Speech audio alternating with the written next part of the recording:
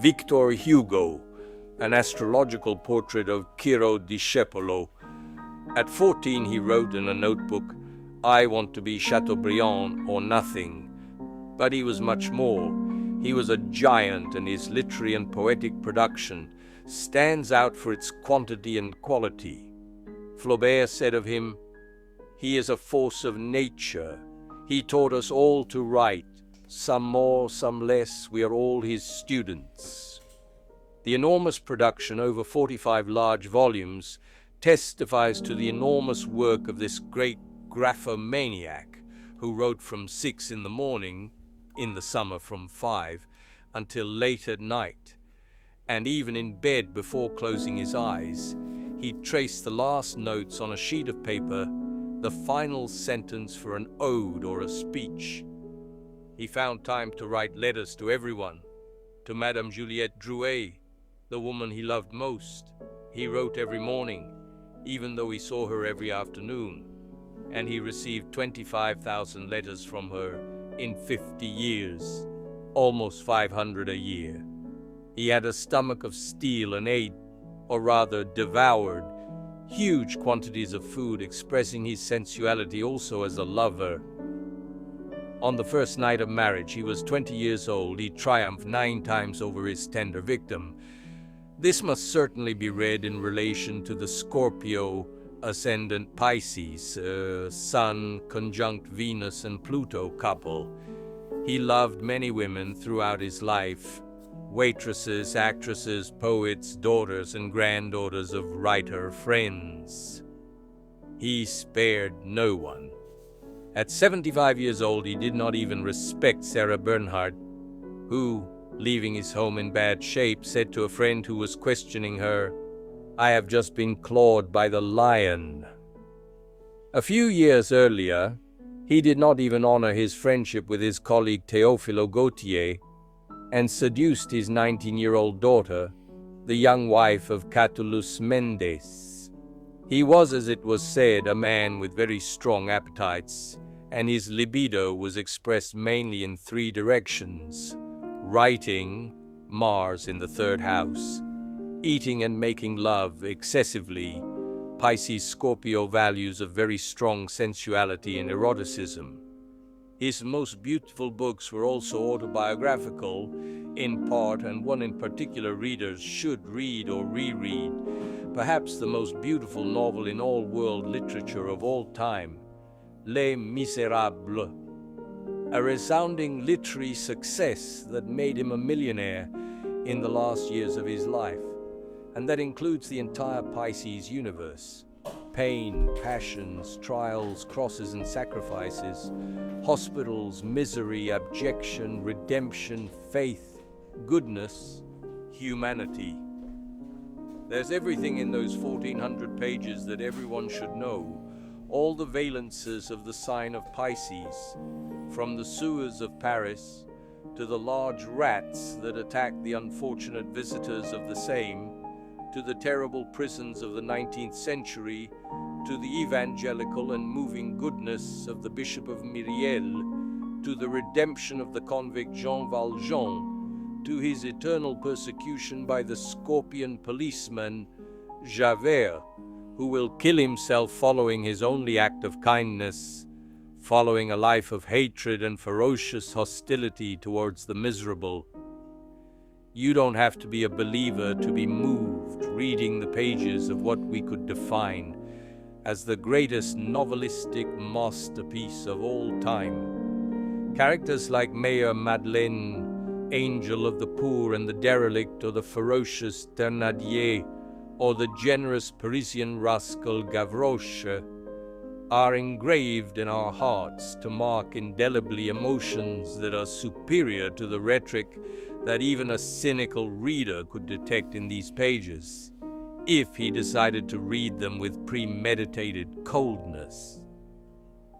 An interesting detail in the history of this book was that its release, much publicized in America and France, where the text was sold simultaneously on May 15, 1862, was much later than expected, and to the journalists who bombarded the publisher with questions, He replied that it was all due to the fact that the printers composing the pages had started reading the novel and, being moved, were more interested in following the story than in proceeding with the work.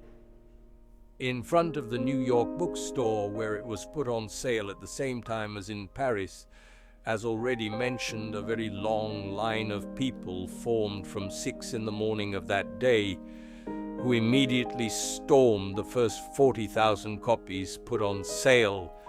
This great success enriched Victor Hugo in his old age, after a comfortable and sometimes very poor life, as the moon in Sagittarius in the second house tells us, in bad aspects with the midheaven and Mercury.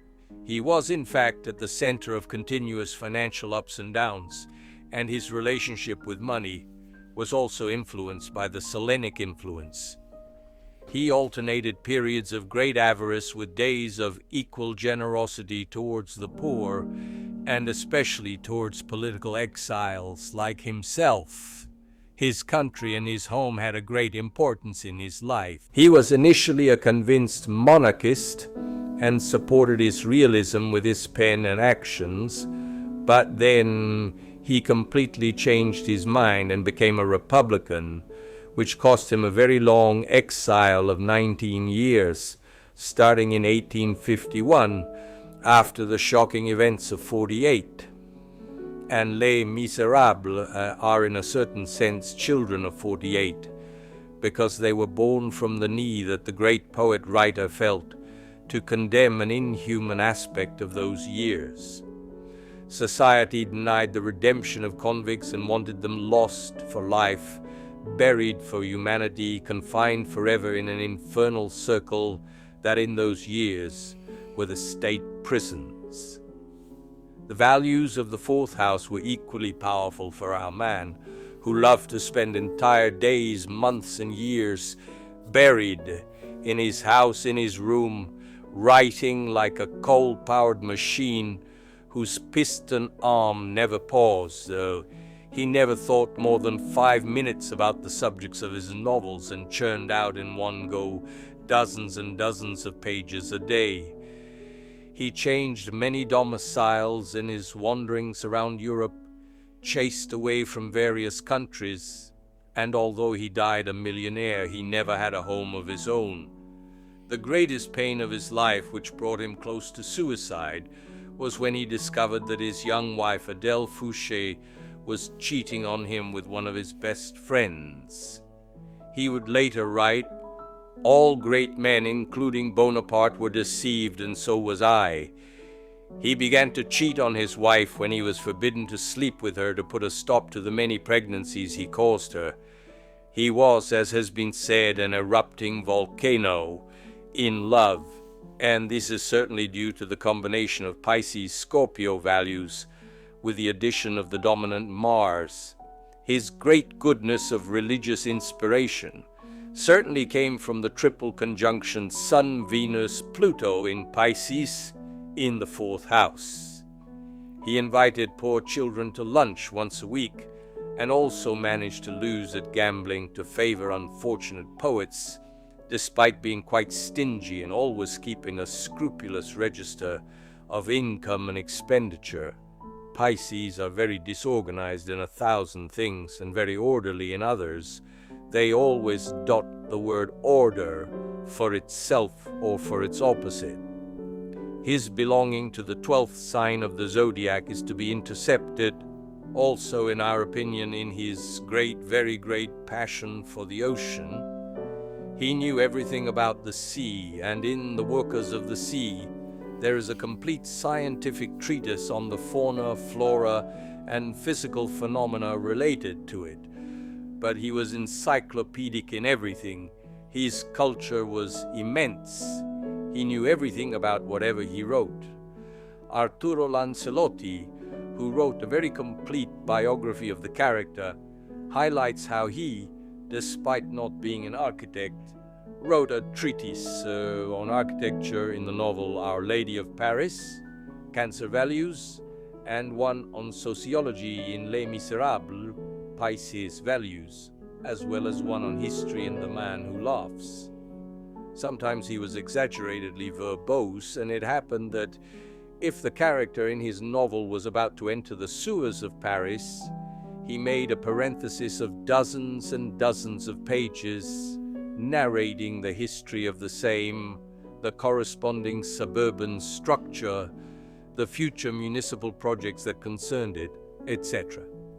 But every page of his prose and poetry was a masterpiece. The aforementioned Lancelotti wrote of him, elegiac, epic, dramatic, satirical. He has no philosophy of his own, but has brought the highest concerns of conscience into art. Peileron dedicated one of his plays to him, a Victor Hugo, Oceano. This man who never graduated was compared by Carducci to Dante, Aeschylus, Milton. He had been a child prodigy. At only 9 years old, he was already able to read and comment on Tacitus. While still a boy, he published his first works and won numerous literary prizes. He enthralled his readers so much that one of them one day received by the poet to discuss Les Miserables, and receiving denial from his interlocutor about the meanings he thought he had intuited in the novel, shouted at him in a rage, "Hugo, you understand nothing of this book." The great tragedies of the characters in his books were also the same as those of his life. One of his brothers died in a mental hospital, as later happened to one of his daughters. His mother left him an orphan at 19 years old, June 27, 1821. His beloved daughter Leopoldina died very young with her husband in a ship sinking, and his 2 sons also died quite prematurely. Astrologically, this is explained by Mercury, lord of the 8th house, exiled in the 5th and in bad aspects. As already mentioned, there were many references to the zodiac sign that not by chance represents the evil 12th sector of the horoscope. From mourning to exile, from the madness of family members to enormous veracity, from the great faith in God but not in the church, to the taste for the Titanic in all its expressions, the things that Victor Hugo sees best and paints best are the enormous, gigantic, inhuman, monstrous things. Who has not felt great emotions when reading the monstrosities of the gigantic octopus in The Toilers of the Sea, or the horribly transfigured face of Gwynplaine in The Man Who Laughs? Of Pisces, in him there was also much of the paranoia that often accompanies those born in these 30 degrees. All his characters die in the novels and must continually defend themselves from a hostile world, from an adverse destiny, from the ferocity of nature, society, and superstition. The 3 great monsters to which he dedicated his important literary trilogy. He was also a designer, painter, politician, peer of France, playwright, and many other things. He lived intensely until May 22, 1885. He passed away at the age of 83. In the last months his heart was still beating ardently, and he loved his last lover, a maid, 8 times. He had stopped with the pen before. 2 years ago, the same day his beloved Juliet died, who he shared 50 years of joys and sorrows in his homeland and in exile. Victor Hugo lived, much of his century of which he was one of the greatest interpreters, and his volcanic libido made him say, some time before dying, "Life is too short to allow man to realize everything he conceives." Ciro Discepolo, taken from ASTRA or from SIRIO of many, many years ago.